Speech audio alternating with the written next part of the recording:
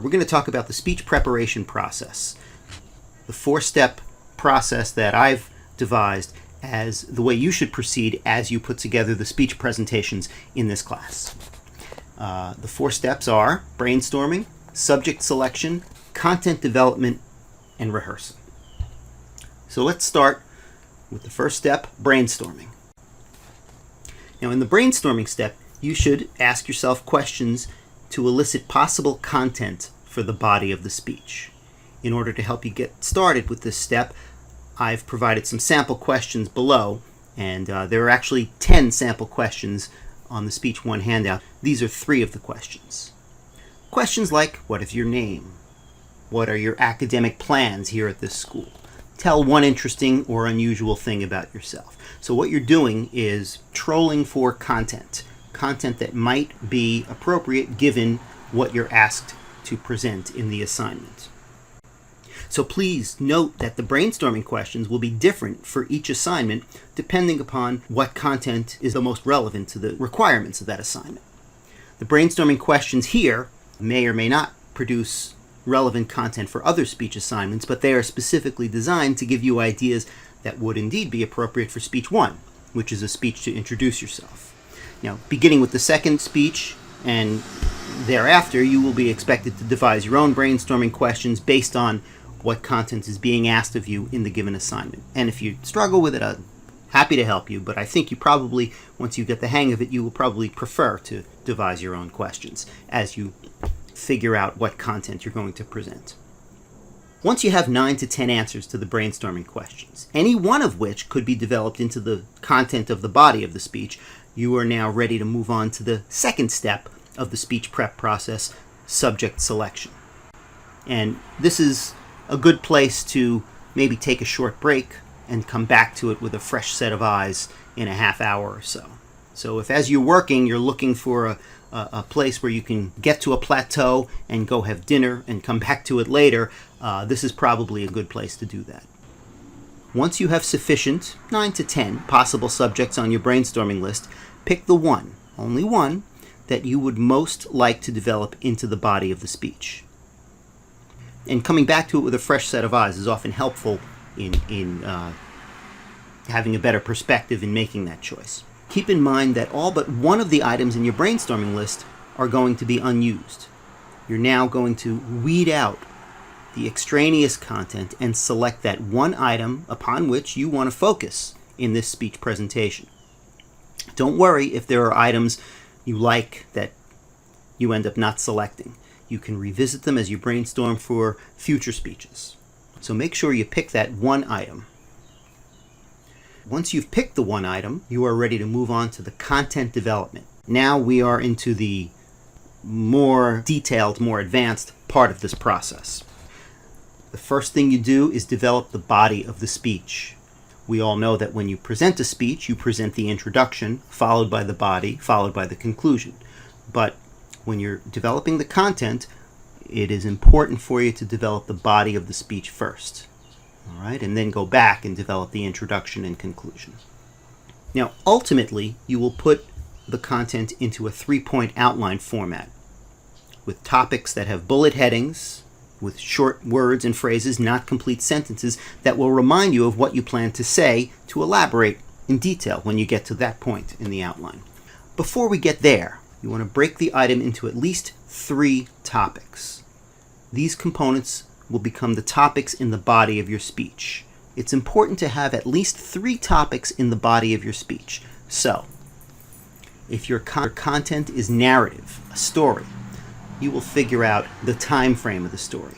Time frame is one of our key terms which we'll define later on. For now, think of a story as having a beginning, middle, and end, and let those 3 topics be the topics in the body of your speech. When we start talking about story structure, I'll give you a better model, but for now you can think of it in terms of beginning, middle, and end as the 3 topics in the body of your speech. You still will have an introduction and a conclusion that are separate from the body of the speech, but we'll get there. If the content is descriptive, describe at least 3 items that fit under whatever the subject is that you chose in the step 2, subject selection. So, for example, 3 aspects of your personality. If there happen to be more than 3, that's fine, but make sure you have at least 3. That may take some time, but at least get a first draft down. The next thing you'll do after you have some semblance of those 3 topics down on paper in some first draft form is you will determine the main idea. This may not be apparent to you right away. Once you've developed the body of your speech to your satisfaction and put it into that 3-point outline format, at least a first draft of it, you're ready to explore some options of what your main idea could be. Keep in mind that there are 4 criteria to a good main idea. We call them the main idea smell test. The main idea is basically the moral to the story. So you might tell that same story different ways depending upon which moral, which point you mean to illustrate. So they should go hand in hand. So you've got developed content in the body. Now it's time to go and develop the introduction and the conclusion. The important thing is that you put into the 3-point outline format content that will remind you of what you plan to say to achieve those 4 tasks in the introduction and those 3 tasks in the conclusion. Okay? So in the introduction, you want to make sure that you have a little reminder for yourself of what you plan to say to establish that main idea, to establish common ground with the audience, to establish a personal connection to the subject, and to preview the points to be discussed in detail in the body.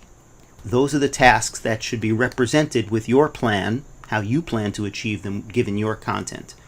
In the conclusion, there are 3 tasks, and you should put into your 3-point outline a plan with just bullet headings and short phrases, not complete sentences, that remind you of what you plan to say to restate the main idea, to review the points covered in detail in the body, and to call your audience to action. So, we've talked about brainstorming, subject selection, content development, which is the 3rd step, and now we're ready to move on to the 4th step of the speech prep process, which is rehearsal.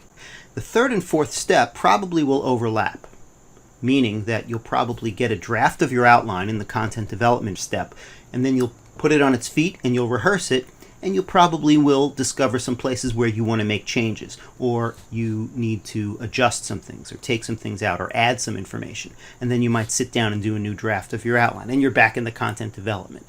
Then you'll stand up and rehearse it into the presentation. So steps 3 and 4 may overlap as you go through them.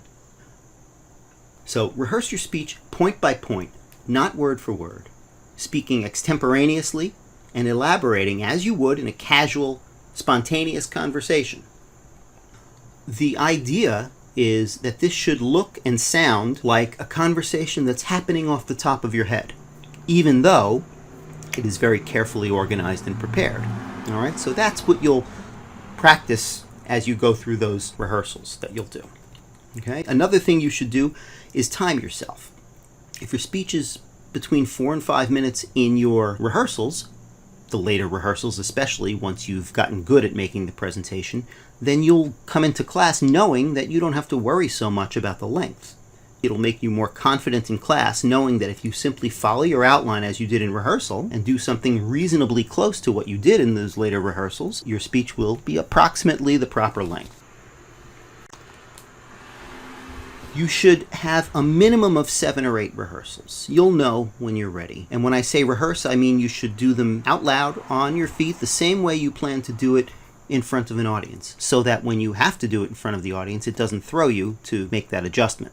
If you feel you're ready after 7 or 8 rehearsals, just do a brush-up rehearsal every few days to keep it fresh until the day you end up presenting in class. If you feel that you're not ready, decide whether you need additional rehearsal or whether there's a developmental problem in your outline that needs to be reworked. If that's the case, then maybe you backtrack into the 3rd step, the content development, and try to make some adjustments on paper in the outline and rehearse those into the presentation. So that's basically the process. Again, the 4 steps: brainstorming, subject selection, content development, and rehearsal.